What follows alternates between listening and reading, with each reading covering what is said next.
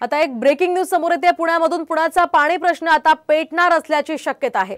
खडकवासला धरणातील पाण्याने अक्षरशः तळ गाठलाय, तरी सुद्धा मुठा उजवा कालव्यातून पाणी सोडण्यास सुरुवात झाली आहे। सुमारे 1 टीएमसी पाणी दौंडला पिण्यासाठी सोडण्यात येणार आहे। तर हे पाणी दुसऱ्या उन्हाळी गरजेसाठी सोडण्यात येणाऱ्या 2.5 टीएमसी पाण्यापैकी आहे का, याबाबत मात्र अद्याप स्पष्टता नाहीये। खडकवासला धरण साखळीमध्ये आता प्रकल्पातील 4 धरणांमध्ये सध्या 6.14 टीएमसी म्हणजेच 21.6% इतका पाणीसाठा शिल्लक आहे। त्यामुळे या संदर्भातला खुलासा करण्याची मागणी होते।